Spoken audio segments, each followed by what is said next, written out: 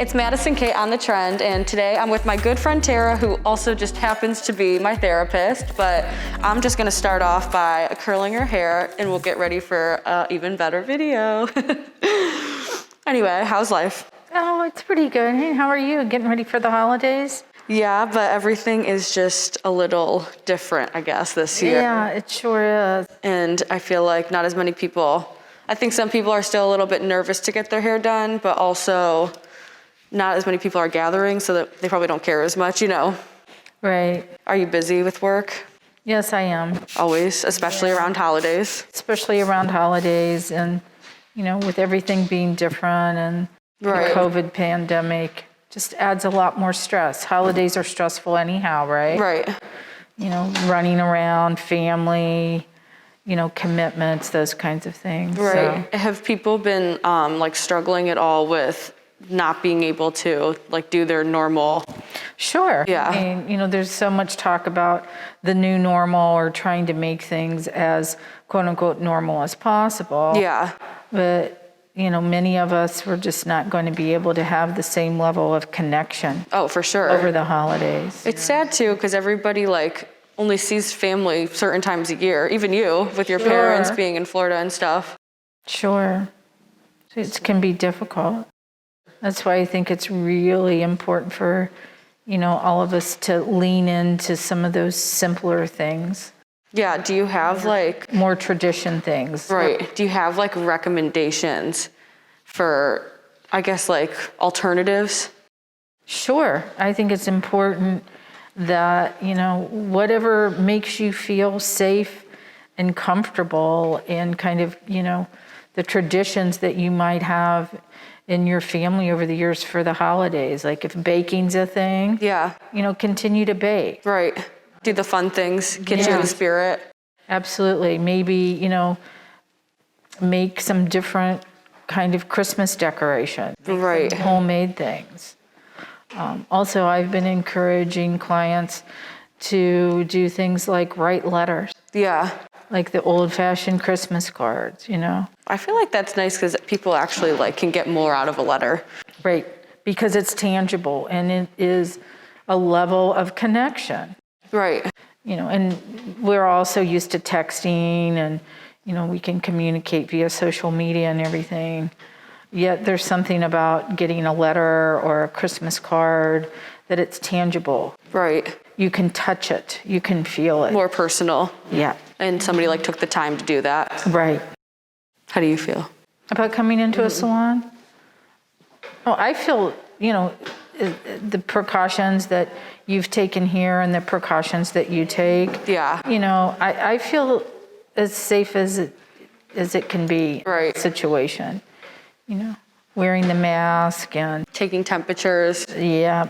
And all the, you know, sanitizing precautions and procedures and all of that. I know, I feel like some places actually are more clean than ever because you actually like, you can't fake it, you know? Right. Yeah, I feel like I've kind of had the perspective like, I have to come here every single day, no matter what, because this is my job.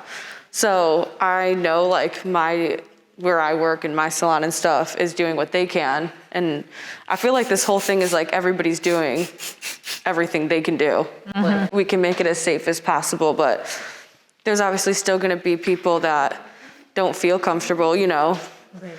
So I don't wanna come to work like scared every day that I'm like gonna get sick if I go or like, I feel like I've kind of felt like that from the beginning a little bit. I feel like we wouldn't be at work if it was like unsafe.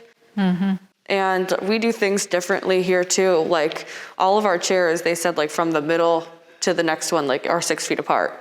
That's fantastic. And it was just designed that way. The way it was designed, the way it's set up. Yeah. It protects the client and protects you. Right. Protects you, so it's conducive to that. And everybody has to wear a mask. Like I said, everyone gets temperature checked. And I like am just big on, I feel like my clients or just any person coming in, like you should have the decency that if you don't feel good, stay home. You know? Yeah, it's about, you know, having the respect of others. Right. And concern of others. Right. And if, you know. Because you're just putting other people at risk. Like if you don't feel good and whatever happens, like everybody will get you in. Like your stylist will work with you. I'd much rather take you in 2 days and come in and make it work rather than like risking the whole staff and every single person in here, you know? Right. So I feel like that's a really big thing. Like a lot of stylists are like trusting the clients coming in. And I guess that's like I said, all you can do to a point. It's all and everything that you can do. Yeah. So how has everything with the virus affected like your work? Well, I think it's been really interesting because, you know, the work that I do is very personal. Yeah. And, you know, up to this point, there's been some, you know, meeting with clients in a telehealth capacity.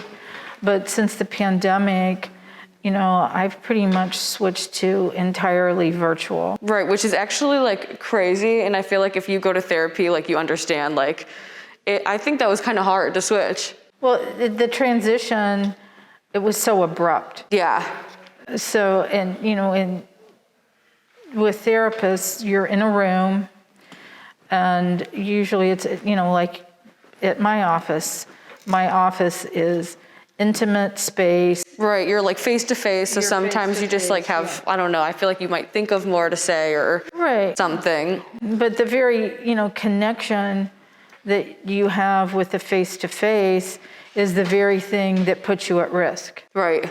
So because of, you know, platforms like Zoom, FaceTime, you know, even telephone sessions, if you will, that it has provided, you know, an opportunity and an option, right? Because without that, I mean, can you imagine? Right. Have you found it like yourself hard to like Zoom people instead? In the beginning, it was an adjustment, but now it just seems very seamless to me. Right. New normal. Right. And I use Zoom as a platform, and it has, you know, a protected passcode and all of those things. Right.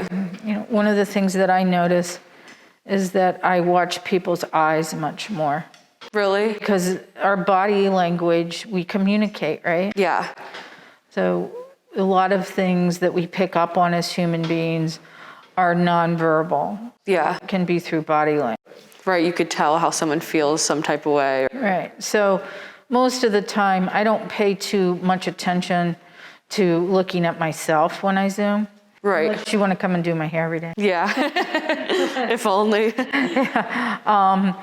But with clients that I work with, I tend to spend much more time like reading their face, because also, you know, when we give facial expressions, we can tell a lot through that. And I feel like even in person, like you do that a ton. Like you're like, so like, I guess like if you know like someone's getting upset, like why does that make you so upset, you know? Yeah. And like you could tell like by how someone starts to act. Right. So that's a big thing actually. Yeah. That's like the beauty of Zoom though, because if it was just a phone call, like you couldn't really do that. Right. And it's all about, you know, for me, making the client feel safe and comfortable. Right. Some people, if they're not comfortable with Zoom, so then, you know, the phone is okay too. Right. I feel like sometimes when people need you, it's like they'll do what they can, you know? Yeah. Okay, so this is a little bit of a new normal behind the chair for the hair talk that we have all day. But if you want to get a little bit more personal and make mental health a little bit more aware, then stay tuned for our next video.